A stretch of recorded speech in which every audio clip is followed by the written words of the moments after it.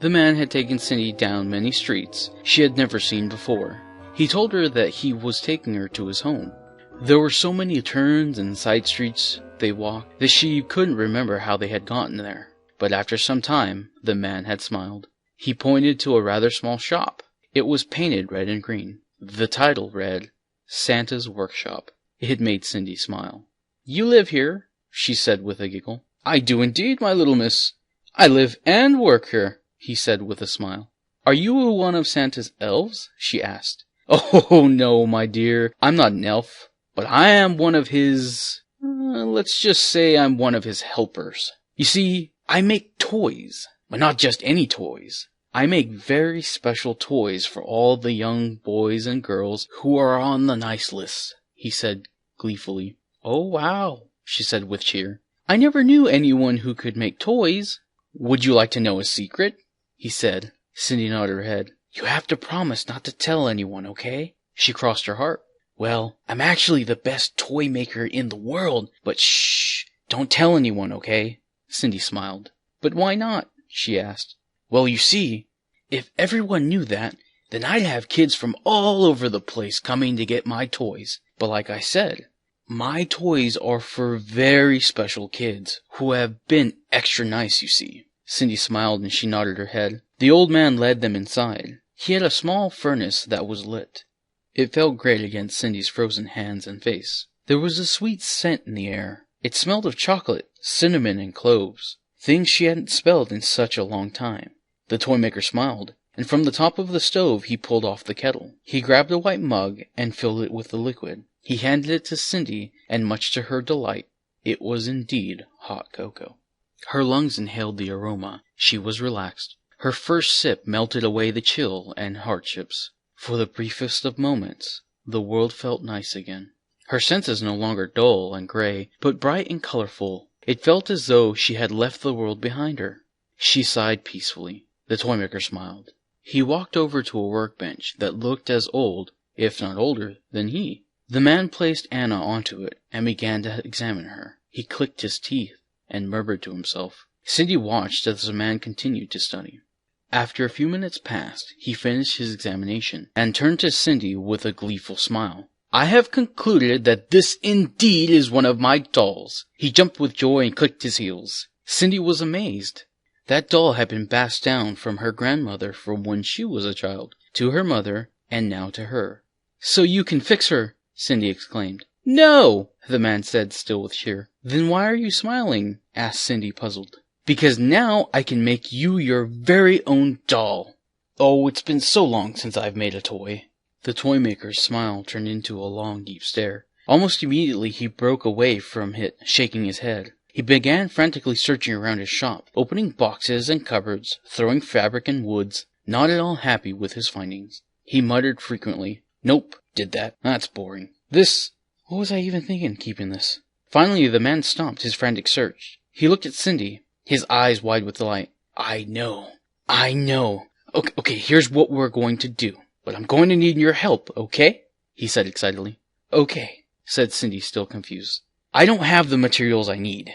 And without materials, I can't make a thing. So first and foremost, I need wood. But not just any wood. There's a very special wood hidden deep on the outside of town, by the thickets near the graveyard. But I need you to go and get it. All right?" Cindy was shocked. "But why do I need to go and get it? That sounds scary."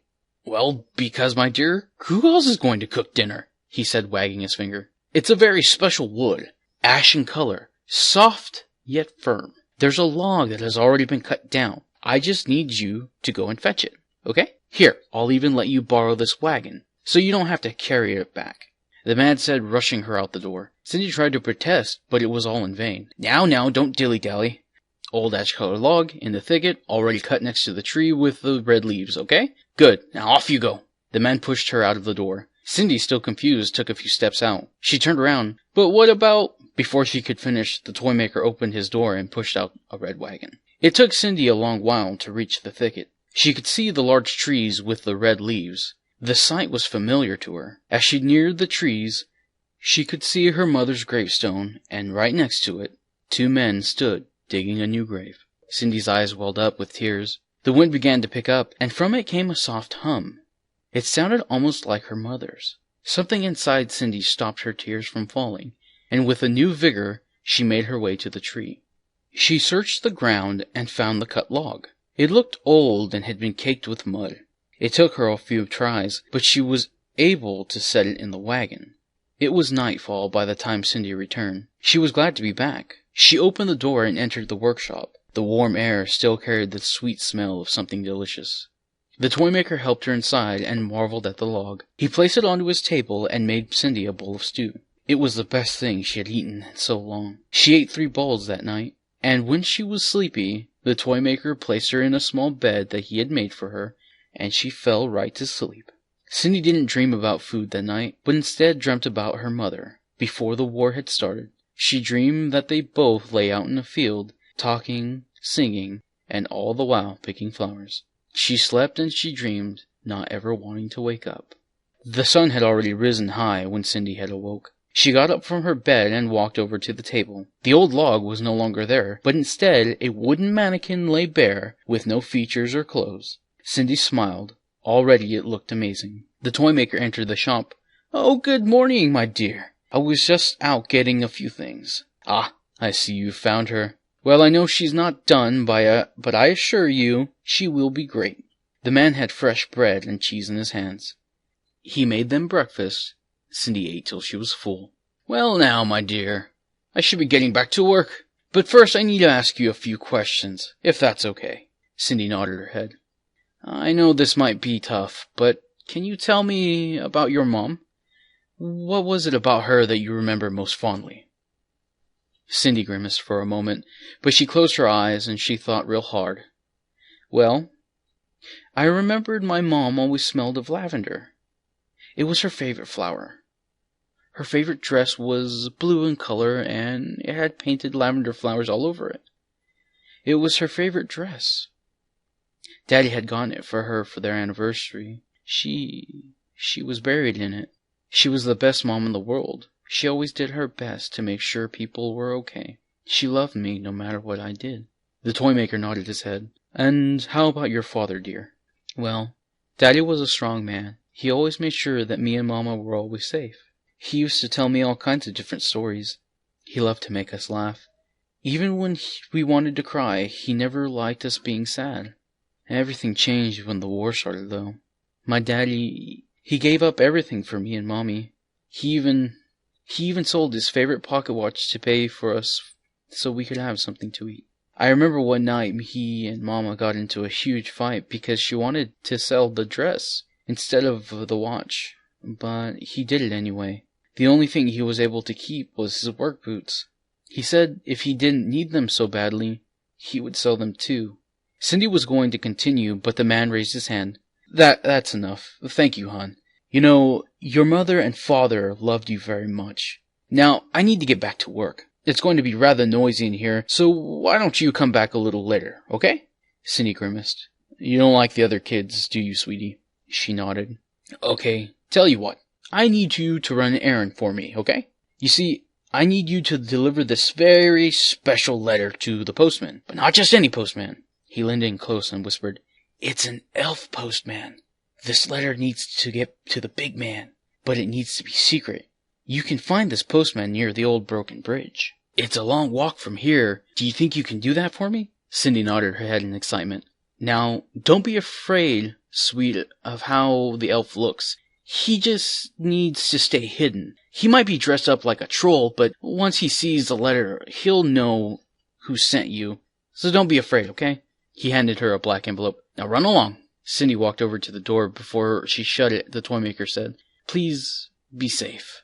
Cindy left the village, the envelope in hand. She was happy that she could be helpful to the man since he had done so much for her already. What Cindy didn't know is that while she left the village, she was being followed. Cindy made the long walk to the broken bridge. It had once been a great cobblestone path, the envy of other towns, built by the greatest engineers, people used to say. but now it lay in ruins, much like the rest of the world. Cindy approached the side of the bridge and called out, "Hello, Mr. Elf? I have a letter for you." She waited in silence. She called out again. This time the silence was broken by the hushed whispers of what sounded like children. Out from the tunnel came a small childlike figure, a white mask and black coat covering it. The figure, presumably the elf, walked slowly to Cindy, its head cocked sideways, making an odd clicking sound. The figure came close and it began to hiss. That's when Cindy lifted her hand and held up the envelope. The creature chuckled and snatched it from her. It moved quicker than lightning. It scurried back to its hole, but before she could leave it returned. It dropped a small leather pouch that jingled when it hit the floor, and a red envelope, much smaller than the one she carried. Cindy didn't know what to do. It wasn't until the elf kicked the items closer to her that she realized she was supposed to do. She gathered the items and began her trek back. The sounds of kids laughing echoing from the bridge slowly drifted off in the distance. As Cindy neared the village, she was approached by Tessa and her father. They both scowled at her. Mr. Andrews walked over to Cindy, towering over her, and leaned close. He opened his mouth, and from it came a stench more foul than rotted meat. "What's in the bag there, little miss?" Cindy clutched the bag close to her chest. "This is for Mr. Toymaker. It's his property. I'm only returning it to him," Cindy said, stammering. "Is it now? Well, if you don't mind, I can take it to him. That way you can go play with all the other little children," Mr. Andrews said. He ripped the bag from her hands. Cindy pushed him and attempted to take it back. He laughed and slapped her across the face. "Have fun, you little runt." He shook the bag, and to his delight, the bag made a coin-like jingle. He shoved the bag into his filthy pockets and walked away. Cindy was left on the ground with 5 of the children, including Tessa, began to beat her up. Cindy finally made it back to the shop. She explained to the toymaker what had happened. He had cleaned her up and had a look of anger about him. Cindy began to cry. She was afraid that he would be upset that she had lost the pouch, but instead he gave her a hug and began to soothe her. When she was calm, she remembered that the red envelope, now crumpled in her pocket, was the only thing she had managed to hide. The toymaker opened it up, and after a moment had the biggest grin she had ever seen before. They ate supper and went to bed.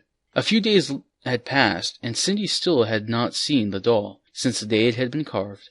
The toymaker said that it was to be a surprise, so he'd only work on it while she slept. But that was okay. They enjoyed their time together. The toymaker regaled her with stories from the North Pole and all the adventures he had done. She loved every moment of it. Cindy told him about the day she lost her father, and about the man who had taken him from her, about his evil green eyes and how he had winked at her. But so on did the days pass, until one day the toymaker became very sad.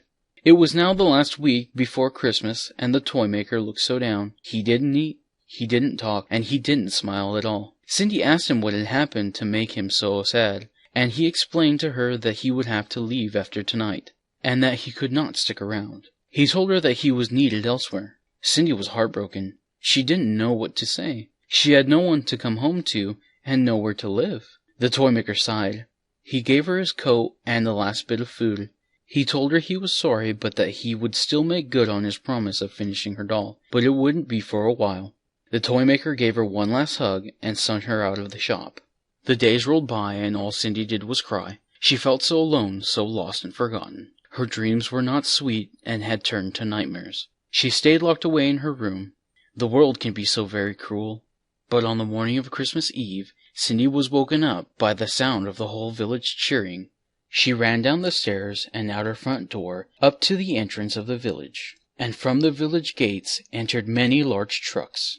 On them hung a flag that she had not seen before, but with them they carried food, blankets, clothes, and medicine. The men in the trucks looked like soldiers. Their uniforms were green. Everyone gave them praise and cheer. The city celebrated well into the night, and it wasn't until close to midnight that it all went to hell. Mr. Don came screaming from his home, shouting profanities and swears, shaking everyone he could. He screamed aloud, "She's gone! She's gone!" It wasn't until his eyes met Cindy's that his face turned from worry to hate. He ran to the girl and demanded to know what she had done to his sweet little princess, nearly choking the girl to death. Some men nearby grabbed Mr. Don and held him back.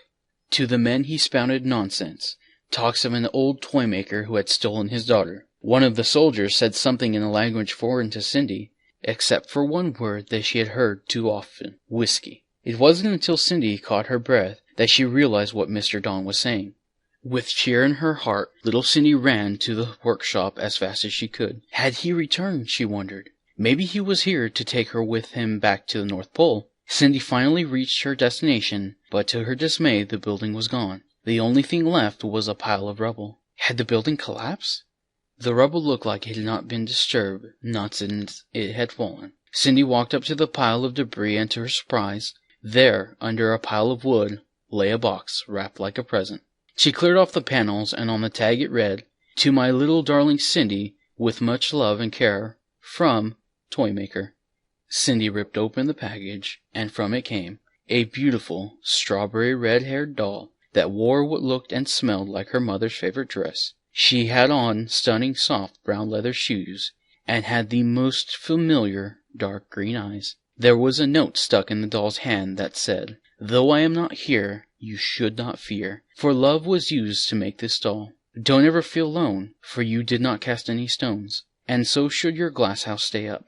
I leave you this doll, so that should you fall, you will always have someone to catch you. Smile, my dear, for you made the nice list this Christmas year." Cindy hugged her doll, and from above where she stood, she could hear the sound of bells chiming. She looked up only to see 2 large sacks tied up and left from posts. One red sack, about the size of a child, and the other man-sized bag that was green in color.